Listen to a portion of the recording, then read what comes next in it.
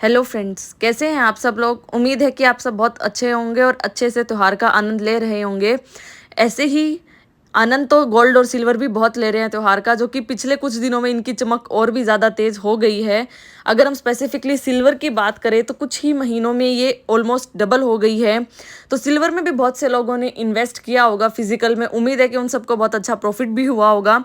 ऐसे ही सिल्वर में physical silver के अलावा हमारे पास ऑप्शन रहता है कि हम ईटीएफ्स में भी इन्वेस्ट कर सकते हैं। जैसा कि आपको यहाँ पे स्क्रीन पे शो हो रहा है एक ईटीएफ जो कि सिल्वर बीज के नाम से है, जो निप्पॉन म्यूचुअल फंड हाउस का है, जिसमें इन्वेस्ट कर सकते हैं। तो दोस्तों, सिल्वर में तेजी अभी भी बरकरार है, डेली सिल्वर बढ़ रहा है। लेकिन पिछले 2 दिनों से अगर हम देखेंगे तो ईटीएफ्स में गिरावट आ रही है, चाहे वो निप्पॉन का हो या किसी भी आप म्यूचुअल फंड हाउस का ले लीजिए, उसमें गिरावट अभी भी बरकरार है। तो ऐसा क्यों है? बेसिकली अगर ईटीएफ मार्केट की बात करें सिल्वर के केस में, तो वो ऑन एंड अराउंड 26,000 करोड़ का है। लेकिन ऐसा नहीं है कि वो म्यूचुअल फंड के पास सारा पैसा गया और उस पैसे से म्यूचुअल फंड ने सारा आपका फिजिकल सिल्वर खरीद लिया, फिर फिजिकल सिल्वर जैसे बढ़ रहा है तो उसके बेसिस पे आपको रिटर्न मिल रहे हैं। नहीं, ऐसा नहीं है। लोग इन्वेस्ट जो करते हैं वो डीमेट अकाउंट के थ्रू भी ईटीएफ में कर सकते हैं, जैसे कि हम बाकी शेयरों में इन्वेस्ट कर सकते हैं। ऐसे ही जो सिल्वर के ईटीएफ हैं उसमें लोगों जो इन्वेस्ट किए हैं वो 18,000 करोड़ के आसपास है। तो वहाँ पे जो आपको रिटर्न मिलती है वो ईटीएफ का प्राइस अप एंड डाउन होता है, उसके बेसिस पे मिलती है।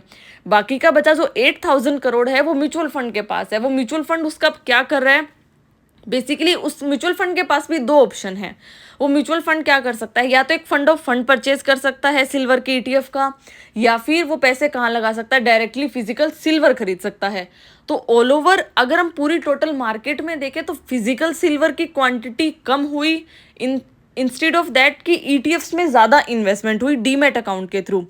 यही एक रीज़न रहा कि जो एडजस्टमेंट हुई प्राइस की, क्योंकि फिजिकल सिल्वर भाग रहा है लेकिन जो रिटर्न मिल रही है वो हमें फिजिकल सिल्वर की वजह से भी मिल रही है, और दूसरा ईटीएफ में जो डिमांड और सप्लाई आ रही है, जो शेयर्स की ट्रेडिंग हो रही है, उसके बेसिस पे भी रिटर्न मिल रही है।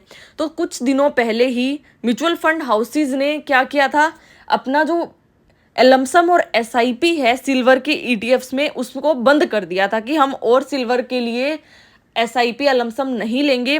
इसकी वजह से क्या हुआ, इन्वेस्टर में पैनिक सेलिंग हमें देखने को मिली है, और इस वजह से 2 दिनों में हमें काफ़ी सेलिंग देखने को मिली है सिल्वर के ईटीएफ्स में, और इसकी वजह से ही वो प्राइस करेक्ट हो रहा है। तो इसमें घबराने वाली बात बिल्कुल भी नहीं है। प्राइस एडजस्टमेंट हमेशा स्टॉक मार्केट के लिए, चाहे कोई भी शेयर हो, अच्छी होती है।